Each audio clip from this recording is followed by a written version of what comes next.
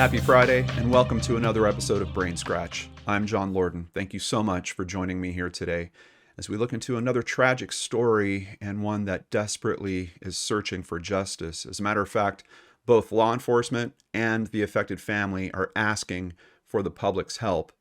Can you be part of that chain that actually helps pull justice towards this family? That's the big question here today.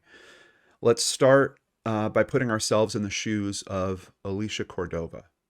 She is a young mother of two. She's got a loving husband named Nick. Nick purchased a company recently, and he's been hard at work trying to get that company to go. Now, this is in May of 2020, so COVID has just been impacting the world for a few months. On May 27th, it's a Wednesday afternoon. It's late in the afternoon, and the kids get excited about something that they saw on TikTok, and they want to have a FaceTime with Daddy to show it to him.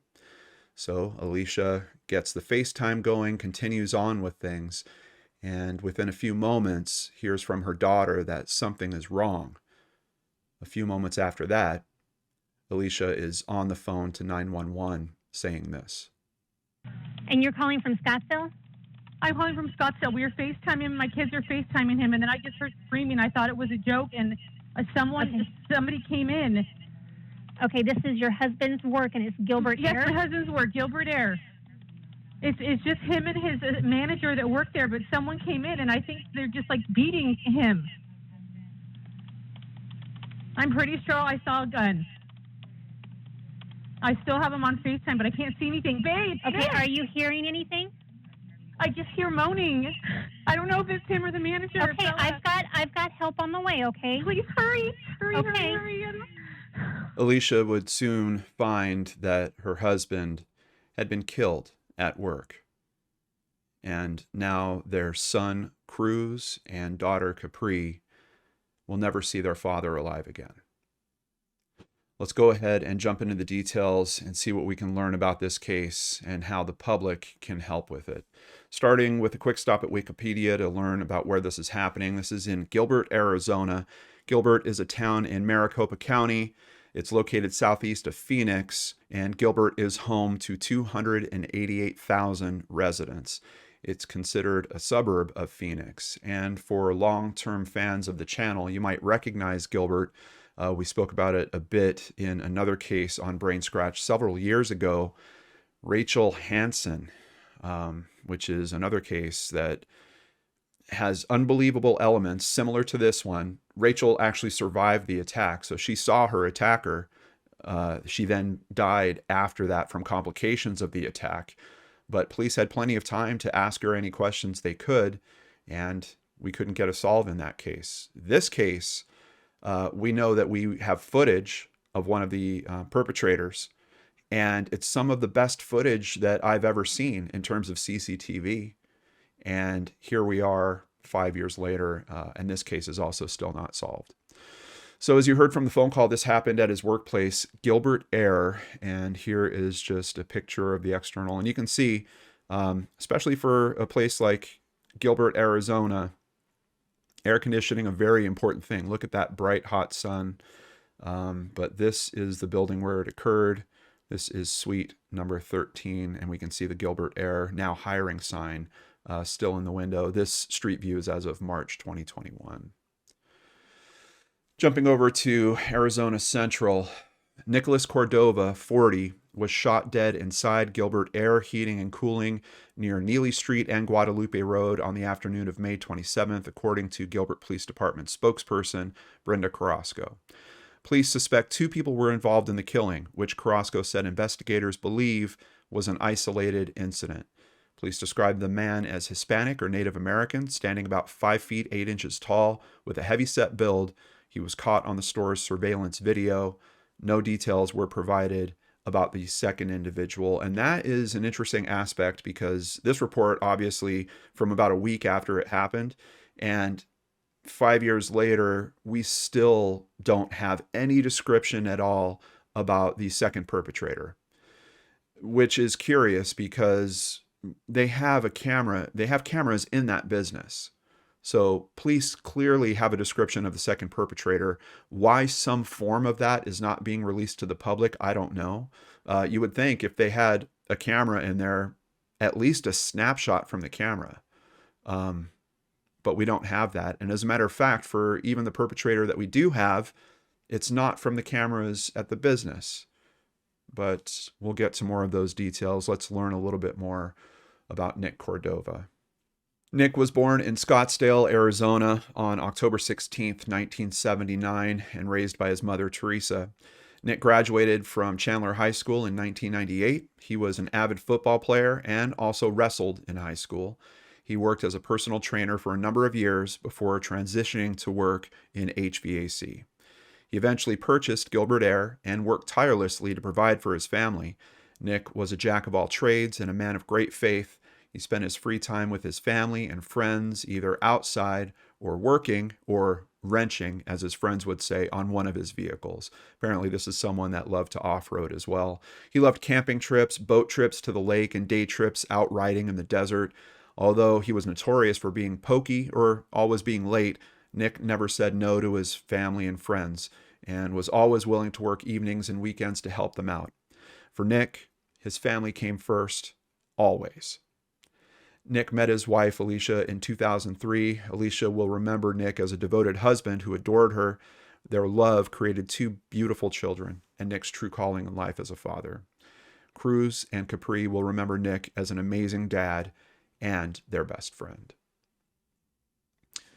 Who would take this man from the world? Continuing at 12news.com, the search for two men continues, but in an interesting twist, we only have a picture of one, and here it is. And as you can see, the quality of this picture is okay, but this isn't even the best of it. There's actually footage, and this is from a gas station that is near the area, but let's go ahead and watch the footage real quick. I'm curious about how this footage is actually named redacted video. So it's clear there's things the police did not want you to see. The way this is zoomed in and how I can see that the word camera is kind of cut off here, it has me wondering if they've actually tried to omit the vehicle, which I'm not 100% sure why they would do. Like if we're looking for these men and they were traveling in a specific type of vehicle, like show us the vehicle. But here we have one of the perpetrators that police are looking for as he walks in. And this is some of the most clear footage that I've ever seen. Obviously a high quality camera that they have in here. So he's speaking and he's pointing out, I don't know what he's getting. He just collected something. I don't know if it's maybe change from, yeah, I can't see, but there is an interaction. There is something that is being collected from the clerk. I guess perhaps it could be change. So this is same time frame, but a different angle on the footage.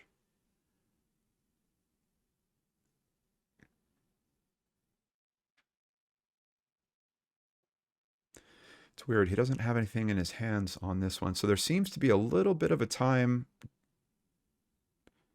Whatever he grabs with that hand,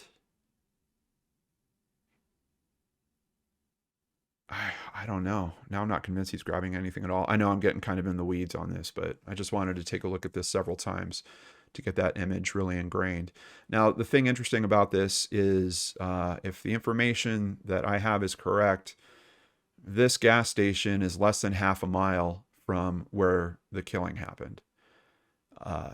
Which, just take a moment and think about the mentality of this. You're involved in a murder, and we don't know if he is the person that actually committed the act of murder, or if he's the person that assisted that person, or if both of them had some hand in it. So yes, there's some different variables that are at play here. But stopping at a gas station that's less than half a mile away, it doesn't seem only risky. To me, there's an aspect where I'm wondering if, I don't know, like you wouldn't have gassed up before this if you needed gas. He's not really going through the store like there's anything else. It looks like an interaction about the pumps that's happening in there. It's kind of mind-blowing to me. It almost has me wondering if there is an aspect of this crime where he was told, oh, after you do this, go to this gas station, or I don't know. I don't know. Would he have possibly met up with someone there, or could there be some other vehicle that's involved or something? I don't know, but it's so strange how close that is. I just can't imagine that anyone that would have put the slightest amount of thought into this would have said, oh yeah, and let's go ahead and use that gas station after the fact right there. It just doesn't seem to make a lot of sense. 40-year-old Nick Cordova was the co-owner of Gilbert Air Heating and Cooling. Cordova's wife, Alysha Cordova, and her children are absolutely devastated. They describe him as a loving husband and father who had a heart as big as his smile. She has no idea who would want to hurt her husband. Quote, "To the man who did this, shame on you. You took my children's father from them and my husband of 17 years. Our family is never going to recover from this. We're never going to be okay. Just finding the people behind this will give us some sort of closure if possible," she said. And let's hear some words about this directly from Alysha.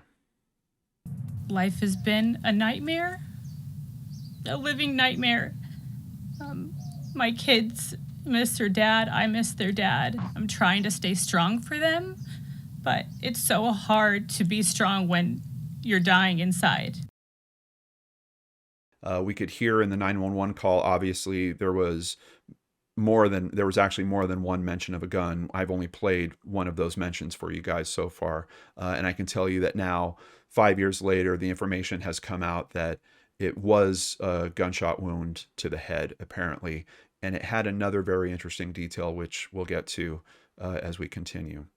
But let's take another look at an article, the Gilbert Sun News. Gilbert police seek help in solving killing. A GoFundMe campaign has been set up to raise money for the family. Police said based on its investigation, the case was an isolated incident. I think they're just trying to be very strong with that phrasing so that it kind of puts the community to rest about this, not being a serial killer or something along those lines. When asked if robbery was a motive in Cordova's death, a police spokeswoman said all the information about the case that could be shared was in the release. Now, I've gone looking and I can't find the original release, so I'm trying to piece it together from the comments that we're getting in all these articles. And honestly, it just seems like there's not a ton of information that was shared. They shared the video, they shared the image, they didn't really mention the direct cause of death. Honestly, they didn't even mention that there was someone else in the building or any of the conditions around that. Thankfully, Alysha would work with a YouTuber, and as a matter of fact, it was his video that we were running at the start of this, Tyson Draper. I've bumped into Tyson a few times over the years, and he's one of those YouTubers that I really appreciated. Like when he would get into a case, he would really lean into it. Unfortunately, it looks like he really hasn't posted anything for about a year now, but Tyson, if you happen to see this, man, you're one of those types of creators that we need to keep in this industry, and I hope you can get back and keep helping us.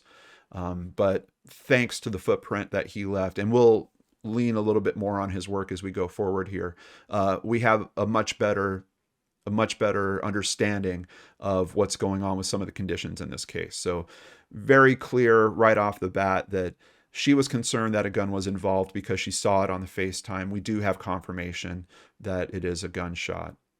The other thing we learned in that piece of the 911 call that we played was that there would have been someone else in the office with him who Alysha referred to as his manager. Now, that would actually be his partner. And what's curious about that is at Gilbert Sun News here, they're noting that there was a comment left on the GoFundMe. The comment was reportedly left by the son-in-law of a close friend, and that comment said that basically he was murdered over a business deal. And we do know that there's a 50-50 partnership, and just trying to keep in mind the context of this would have only been, a month and a half, 2 months after the start of COVID. Could there have been some type of business pressures? There's other information that other people that worked in the office might have heard a disagreement between Nick and his partner that got escalated in terms of its volume. And that happened on that same day. So there's some things kind of pointing in that direction. Just something to keep in mind. There's not a lot of strong information. We'll get some more details about the business partner and what happened around him, but just another note here. Cordova was well thought of and loved by his family, friends, and even customers. Now, one of the first things I did when I started looking into this case was I tried to find out about the business, about Gilbert Air. And to do that, of course, Yelp came up on one of the search results that I was looking at. And I noticed something pretty interesting here. 49 reviews with, basically an average of a 3-star rating, but a really hard divide between there's 4 and 5 stars. There's actually no 3 stars, a couple of 2s, and it looks like a lot of 1 stars. And as I read through some of these reviews, there was basically the same type of trend that I was seeing time and time again, which was you had customers that have home warranties. And I personally had a home warranty at one point. And I can tell you, it can be pretty frustrating because essentially you have this company that you're dealing with. They can only send out approved agents, but the agents aren't really enabled to kind of handle your problem like a typical repair service. Basically, the agents would come out, they would evaluate the issue, they'd have to then write a report or report that back to the home warranty company. The home warranty company then would have to authorize further work to be done or parts to be bought. That whole process it could be days, it could even turn into weeks. And if you look through these comments about the business, they were getting flamed by customers over and over and over about their service and trying to defend that, like, hey, look, guys, we're doing the best we can dealing with these types of home warranty companies. And the person that was responding to all this stuff publicly with his name and a picture of his face and business owner on it was Nick. As a matter of fact, some of his replies are from a week before he was killed. Here we go, May 19th, 2020. And the other thing I noticed about it, just in terms of a trend, look, I would hate to think that someone would be so upset at a business that they would do something like that they would walk in and take someone's life over that. But there's a couple considerations that I want to just throw into the mix here because we don't know what the motive is. The question of robbery kind of has a huge question mark on it because there was cash that was in the business. It was still there. Nick's cell phone, other items that would have been valuable, left behind. So the question about motive is a huge one in this case. And that's the only reason why I'm kind of traveling down this lane as far as I am. And because in all the coverage that I've seen, everyone likes to quote the good reviews. And the truth is, this business was, it was divisive in the community. Like, you either absolutely loved it or you absolutely hated it to the point where you would go and write a multi-page diatribe on their website.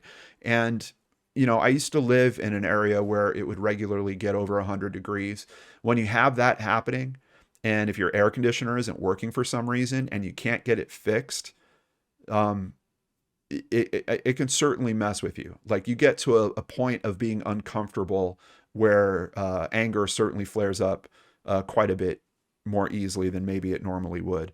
So that's about as far as I can take it. There's no particular thing, like, I didn't see any reviews where it was like, someone threatening to come in and harm somebody. But I did see enough reviews where people were extremely upset and taking a prolonged effort, let's say, to express that here, which of course it's Yelp, and that does happen on Yelp. But it seemed to be at a little bit of a different level. Continuing at 12 News, a Scottsdale family is still searching for answers in Nick Cordova's death nearly 6 months later. It's been 6 painful months for Nick Cordova's wife, children, and sister. He was my guy figure growing up, said his sister, Sherry Quick. The man who was supposed to walk me down the aisle when and if I ever got married, he was supposed to be there. The holidays now making some days without Nick even more challenging, especially for his wife Alysha and their 2 children. It really makes reality set in a little bit more that this is real life, that he's not just on a vacation, and he's not going to be home, and he's not going to be here for things that he should be here for, Alysha said. At this point, his family offered a $10,000 silent witness reward for justice for Nick. And I wasn't super familiar with silent witness, so I just wanted to look into this for a moment. Over at silentwitness.org, on their About page, we'll learn a little bit more about it. How does silent witness work? Silent witness relies on a partnership between law enforcement, the media, and the community. Silent Witness shares information on unsolved felony cases in the local media, including TV, radio, Facebook, Twitter, Instagram, LinkedIn, and YouTube. If you recognize a suspect or have information on the crime, call 480-WITNESS or go online to www.silentwitness.org to provide a tip. You must contact Silent Witness prior to an arrest or indictment to be eligible for any reward, and your identity remains anonymous even when getting paid the reward. So effectively, it works exactly like Crime Stoppers, and I've taken you through the details there enough, but they keep you anonymous. There is no caller ID that's used. There's no recording of the phone calls that happen. They take your tip, they manually write it down, they give you a code, and you check back using that code to see if you are eligible for the reward there. So Silent Witness in use on this case. And based on what Alysha says, basically the family came up with $8,000 and then Silent Witness contributed 2 more, and that's how that initial reward of 10 happened. As of today, the family has done it again. They've added another 8 and Silent Witness matched that, so it is now up to 20. Over at ABC 15, the police report for Nick's case is hundreds of pages long and said the only other person at the office when the police arrived was Cordova's business partner. The report said the partner, who ABC 15 is not naming, told police on scene that 2 guys had come into their building and ultimately ran from the scene. Police noted that there appeared to have been a struggle in part of the office. Police took time to canvass the area and show neighboring businesses the picture of a red F-150 truck they believed was driven by the suspects. I've heard red F-150. In some other instances, they say red and silver. So, but they're not giving us anything in terms of the era or the range of years. So I kind of wanted to show just multiple F-150s throughout the years, what they look like, particularly with the red and silver paint scheme, which it looks like based on these pictures was more used in the 80s, maybe into the early 90s just a little bit. So it is a paint scheme that Ford has used for a number of years, and it just kind of raises the question for me again about like, why don't we have a better description? At least, you know, we're looking for in 1984 to 1987 or something along those lines. Obviously, they had a photo that they were able to take around to the neighbors and show them. Why hasn't that been released publicly? I don't know. I think there was something I didn't know, said Alysha. I knew my husband and he wasn't involved in any criminal activities, and there's no one who would have wanted him dead. ABC 15 reached out to Nick's business partner to ask if he wanted to speak with us. He told our team that he cooperated with police and described that night as a horrible situation. He didn't agree to an interview, but said he wanted the people responsible to be caught.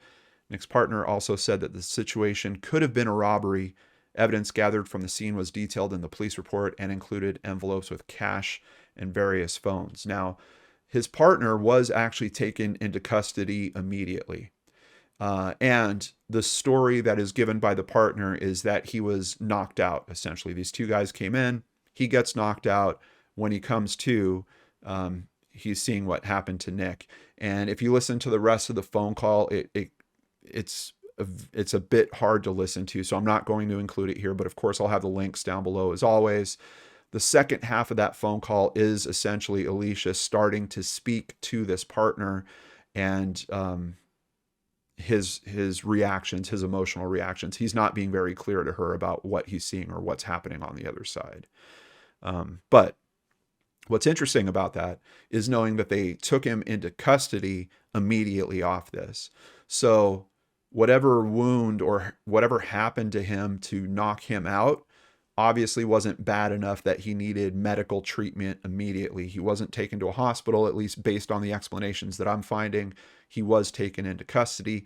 The other thing that's interesting about that, he was armed. So that raises a few different questions for me. But back to the point of this article. So he's basically saying it could have been a robbery, but then they point out, hey, look, evidence from the scene was detailed in the police report, and part of the evidence they found was envelopes that contained cash. There was various phones. There was items that were worth things there that were basically left behind. And also something else to point out is the time frame of how this goes down.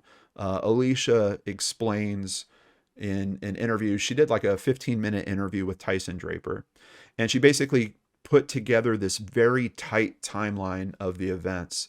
So the FaceTime call starts at 5:25. By 5:28, that's when she's hearing from her daughter that something's wrong. You know, she's trying to get Nick's attention, and she's noticing that the camera is just like pointed at the ceiling, or it's moving around. She's getting flashes. She said it seemed almost like a pocket dial or something. Like it was just, the camera was struggling in some ways.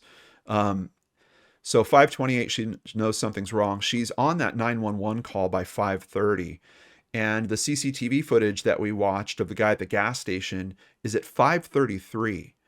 So this is all very, very quick. And to think of the possibility of, robbery actually being the motive here, first of all, is that the type of business you're really going to go to and try to rob? In terms of like how much cash could they have on hand? They're a repair business. Now, admittedly, they did sell some things. Apparently you could go there to buy refrigerant and stuff like that. It's just, that's not the type of business you're going to do like a holdup looking for some cash. So at a minimum, there would have been some level of inside knowledge that maybe there was more money there than usual on that day, or something. There's some connectivity there. It doesn't make sense to me. That's like, oh, we got to go, rob a place so we've got enough money for our drugs or whatever we're going to do. Okay, let's go hit up that air conditioning place. It doesn't make sense. But she also gave a little more description about the business partner and his story in this Tyson Draper video. So let's go ahead and take a look at that together.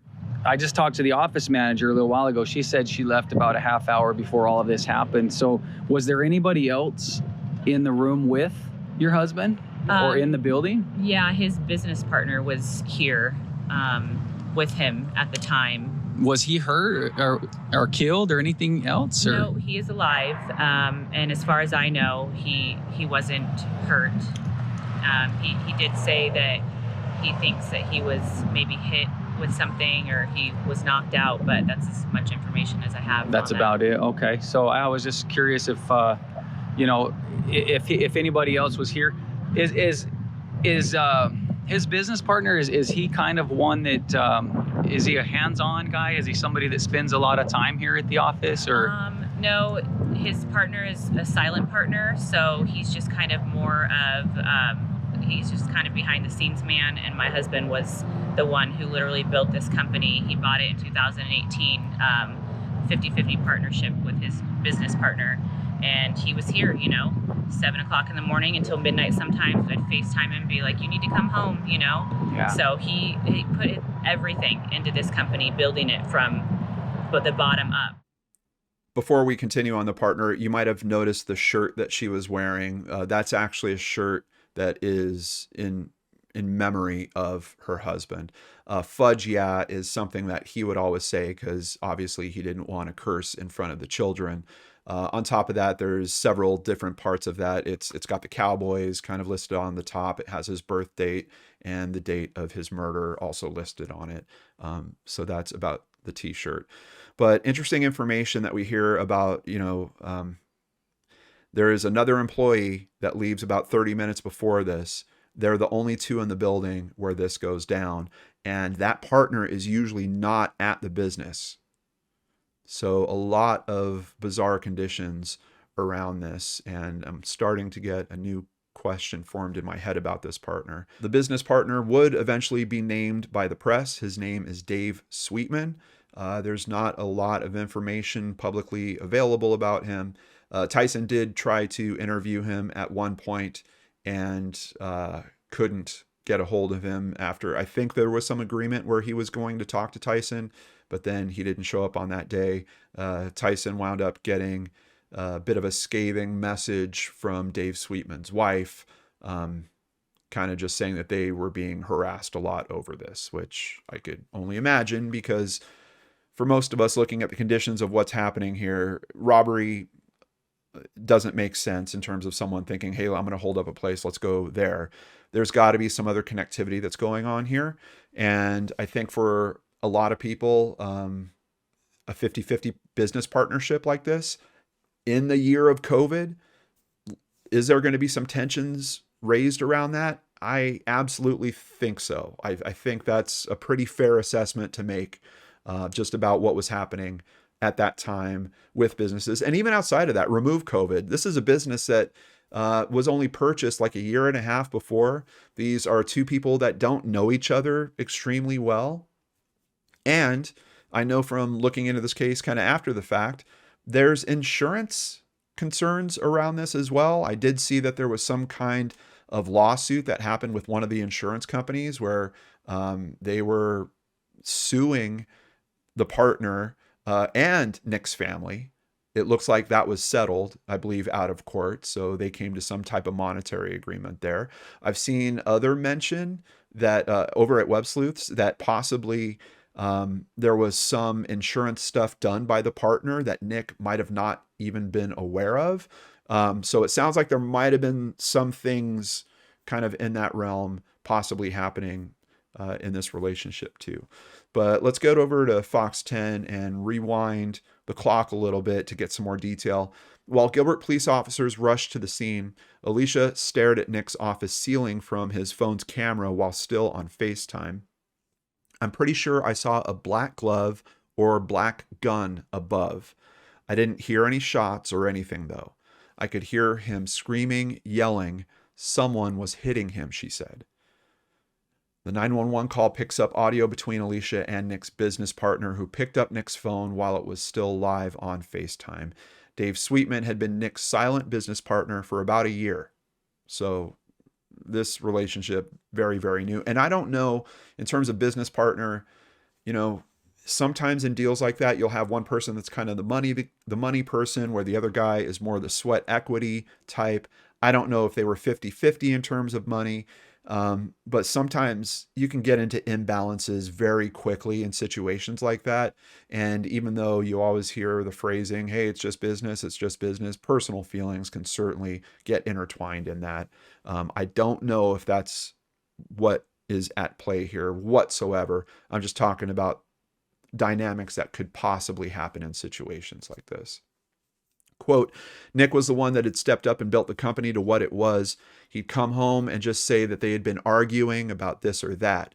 Yeah, their relationship was not, they didn't have a friendship or a great relationship. It was purely business related, Alysha said. Yeah, on the 911 call, you can hear her yelling, Dave, is he okay? Is he breathing? Dave, answer me. So as I mentioned before, Sweetman was detained. He was placed in handcuffs. And he told officers that two men had come into the office. One suspect hit him on the head while the other shot and killed Nick, Sweetman said, calling it a robbery despite a substantial amount of cash left at the scene.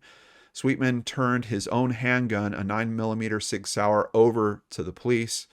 Two employees later told police that they left the business just after 5 and didn't see anything suspicious. One of them remembers Nick and Sweetman having a closed-door meeting and that the conversation got louder than normal. The other thing I'm wondering about is, if the other employees left at 5, was that the normal closing time for the business? I mean, you've only got the two owners that are kind of left behind. You would think if they were still open for any type of regular hours where someone was going to come in to do a purchase or make an appointment or something like that, wouldn't they have kept one of their other employees kind of ready to be the receptionist or man a desk or something like that? How would this person know if the business closed at 5, that they would even be able to get in the door? Because when Tyson went and tried to do that interview with Dave, he couldn't even get in the door. And it looked like that was the middle of the afternoon. And he called to confirm that someone was there. Of course, I'm sure things changed pretty dramatically after Nick's murder. So one of those two employees that left remembers Nick and Sweetman having a closed-door meeting and that the conversation got louder than normal. The police report says Sweetman was not a suspect at the time, but his involvement remained unclear. He declined to speak on camera about the case, but called this the most traumatic ordeal he's experienced. Police say the suspects drove off in a two-tone redded silver Ford F-150 truck. Gilbert Police has high-quality security footage from inside Gilbert Air, but it's never been released to the public. So they've got more images, and that is just the biggest question for me. Why? Why don't we have any, at a minimum, a verbal description, maybe a still shot of the second suspect? Why is that being completely omitted from the public information? What type of sense does that make? Like, I know there's different conditions about information containment so that you can verify tips that come in, or you need to protect aspects of the prosecution. Like, I understand all that. We've got two perpetrators in this case. Why are we only showing one? Is there possibly some issue with the second one being underage or something like that? It's just, I've never seen a condition quite like this, where we're hearing they've got footage, they've got high quality security footage from inside where this crime actually took place, but they're not releasing it. Remember earlier I mentioned that there was a unique aspect about this crime. Well, a unique piece of evidence was found at the crime scene, and that was a potato with a hole in it. So the first thing I was thinking was, could that have been used as a silencer? Remember, Alysha says that she did not hear a gunshot. Of course, some phones, I don't know, as much so about 5 years ago, probably, some phones are very good about noise reduction, particularly for noises that don't sound natural. So a gunshot happening in that type of environment would be extremely loud. It could be that, and I don't know what type of phone he had, but if he had like an iPhone or something like that, it could be that the noise reduction basically kicked on and just cut that sound so that she didn't hear it at all. But now we're hearing about a potato being found at the crime scene. Did a little searching on that over at gunmagwarehouse.com. When getting to the best of the worst of Hollywood suppressors, we have the potato suppressor. Just slap a potato onto the end of your barrel and boom, your weapon is silenced. Now, their assessment was that in reality, the potato would just explode and the noise would have been the same at best. However, once again, thanks to information over at Websleuths, which, by the way, their website has been tuned up. It's easier to get around. It looks really beautiful now. They've done some work over there. And outside of that, the community is always amazing. One of those community members mentioned this case. This is an actual case where a sweet potato was used as a silencer, and that piece of evidence actually helped close the case after 12 years. How? DNA found on the potato, basically. So it's interesting we're hearing about that being a component here in this case, that a potato may have been used as a silencer. So I mentioned the family contributed the first $8,000. I believe it was earlier this year or maybe late 2024. They did it again. They contributed another $8,000. That raised the reward to $20,000.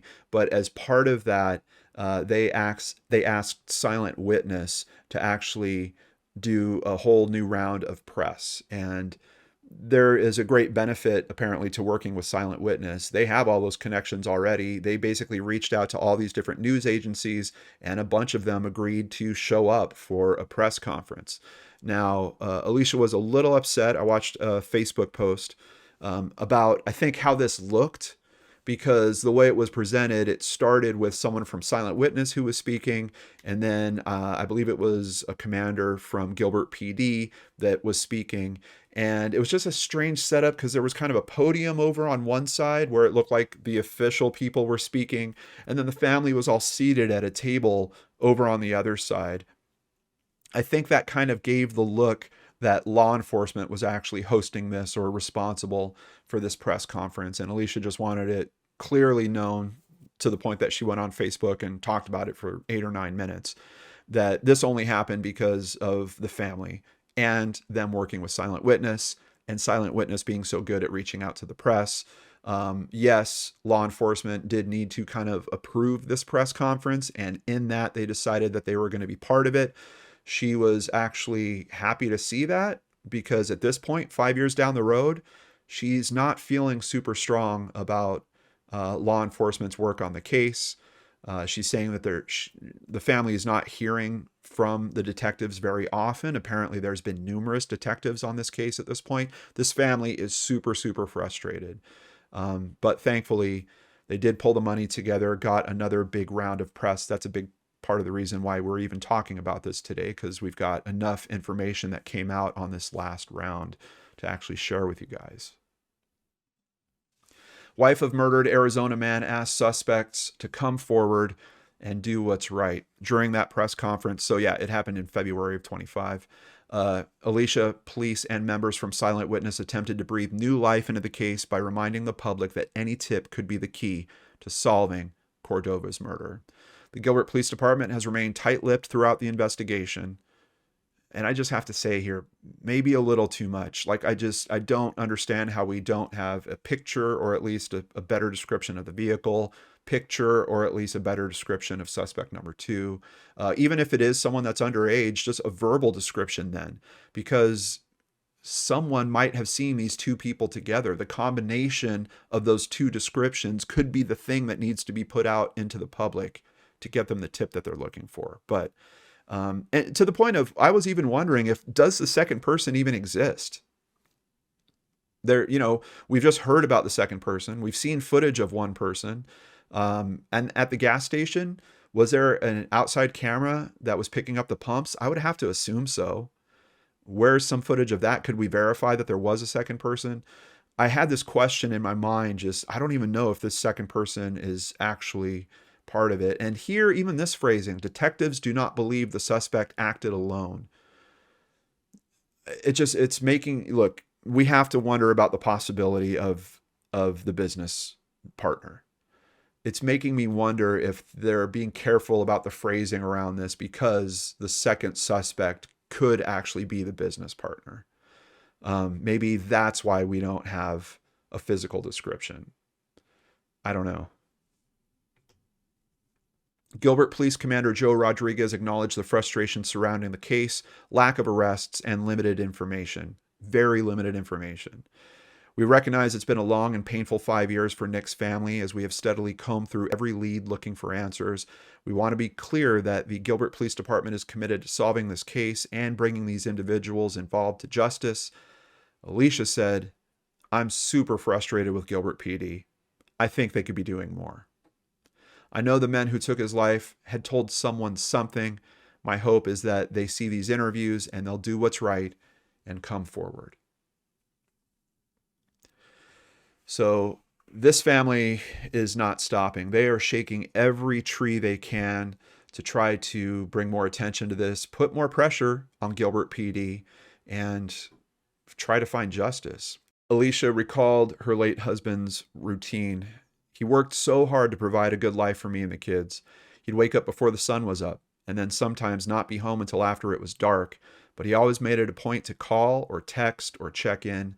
He just made sure that he was in the loop with what the kids and I were doing. He was so active in their life, and he never missed a doctor's appointment, a pep assembly. He was always there for the kids. While 5 years have passed since his death, she and her kids still feel his loss. His death has affected us tremendously. He was the glue that held us all together, and without the glue, we're just falling apart.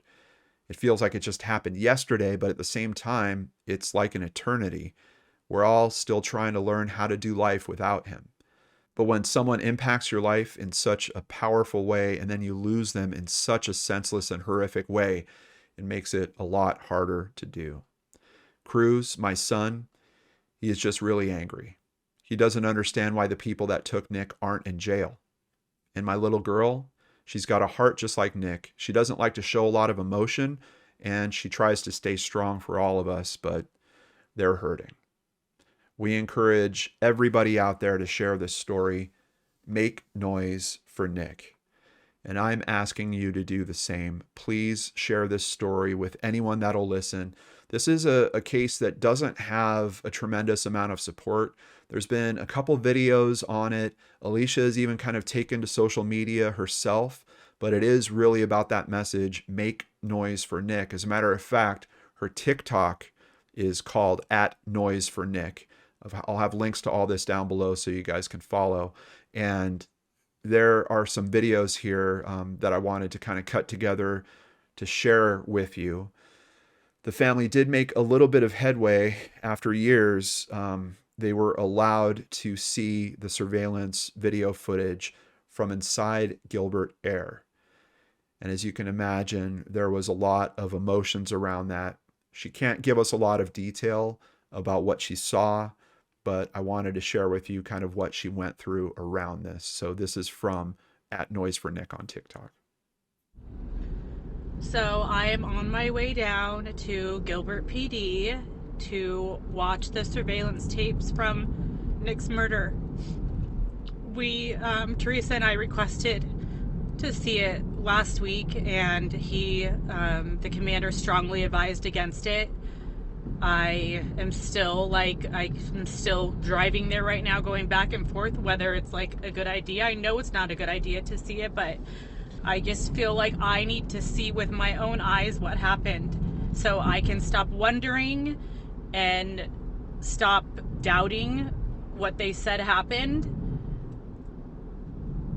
And I just really hope that in the videos that it doesn't show him suffering, because that's like a big thing that has like sat with me for the last almost 5 years. Is like, I was told that he didn't suffer, that it happened really quick. So wish us luck in there, and I don't know, just please keep posting, because we need some answers for my husband.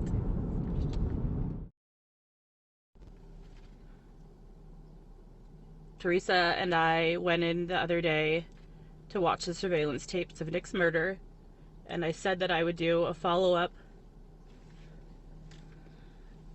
Not me over here, just on edge, paranoid at everybody I see that somebody's gonna come like take me out. It's like re-triggered so much from those first few months of feeling just terrified and unsafe. And for the record, if anything ever does happen to me, just know that I would never take my own life, and I would never leave my kids motherless when they're fatherless. So if something happens to me, you guys know that it wasn't me.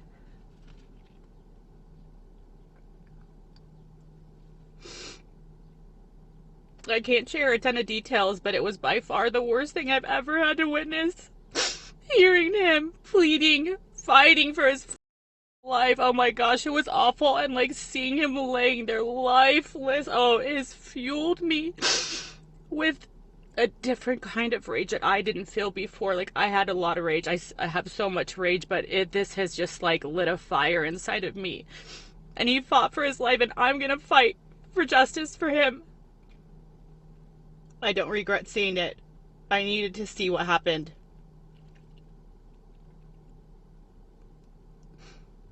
But I need everyone to go home today and tell your husband or wife that you love them. If you're mad at them for some bullshit, let it go. Go home and tell them you love them, because I wish I could go home to tell mine that I love him.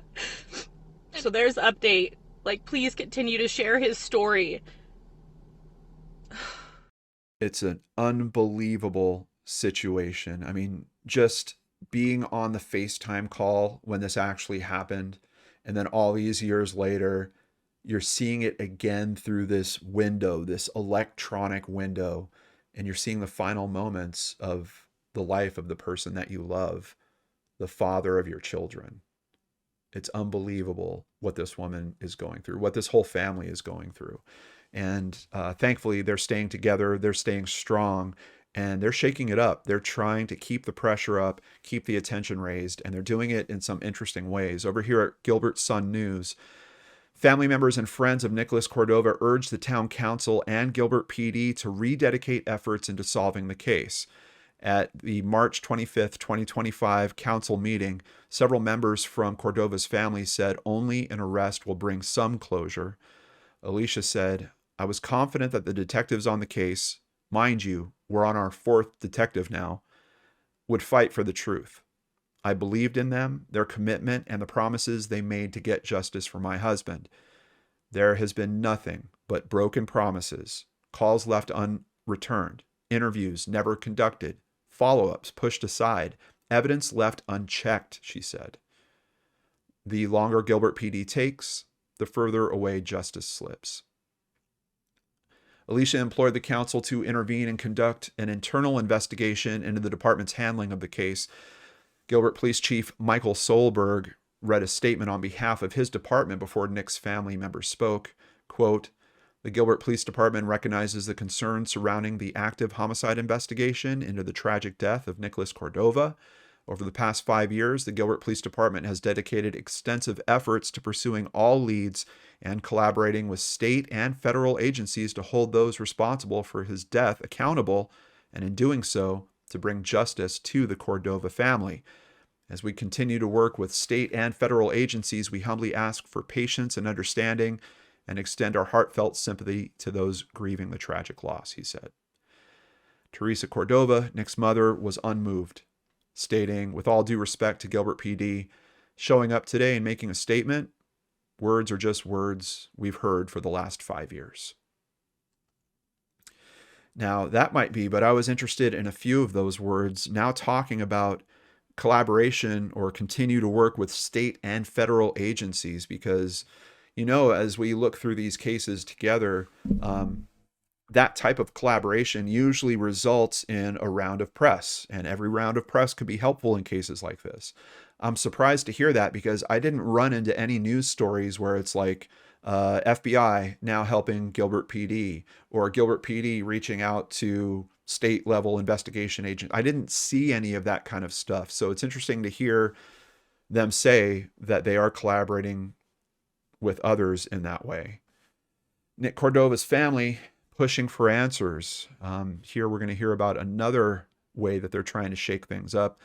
In the last few months, the Cordova family has taken to social media to raise awareness about their loved one's case. They've also worked to raise the Silent Witness Reward, even speaking out at the Gilbert Town Council. This week, the community jumped into action as the family launched a phone tree. I said, "Why don't we have everyone call in on a specific day and just flood the Gilbert PD phone lines," said Alysha. Now, I know some of you are going, no, we don't want to flood the phone lines of people that need help. They specifically called a non-emergency line asking about Nick's case. And that's what they asked other people to do. Basically just raise the awareness around there's a lot of people out here that care, and that's how they were going to show their numbers. And as a matter of fact, that's something that ABC 15 has also done. In March, Gilbert Police said in a statement that they're working with state and federal agencies, but they wouldn't tell us who or what specific work has been done recently on the case. So we have a news agency here picking up on that same thing that grabbed my attention. Oh, who are they collaborating with? They can't get any detail on that. I don't know why things are being held so close to the vest on this case. I'm not sure. So there is a Facebook page, justice.cordova. We'll have a link to it down below. You can see that it is Noise for Nick. Of course, I'll have a link to the TikTok account as well. Also Websleuths down there. But all of this boils back to a family, 2 children that don't know what happened to their father, why he was taken from them, and a woman that is still looking for justice for the death of her husband. There's a lot of questions. I've already kind of gone over this stuff with law enforcement. I don't know why some of these details are being held back. 5 years down the road, I would think that you start opening some of that stuff up a little bit. There's no way that giving a better description of the Ford F-150 is going to jeopardize a criminal proceeding. That doesn't make sense. Even some form of very brief verbal description about the second suspect, how can that risk a criminal prosecution? There's nothing in the scopes of my imagination that clicks in to tell me that possibility. It's just, I don't see it at all. And we've got these strange conditions. Business partner is saying, oh, it was probably a robbery. Doesn't make a lot of sense. Money left on site.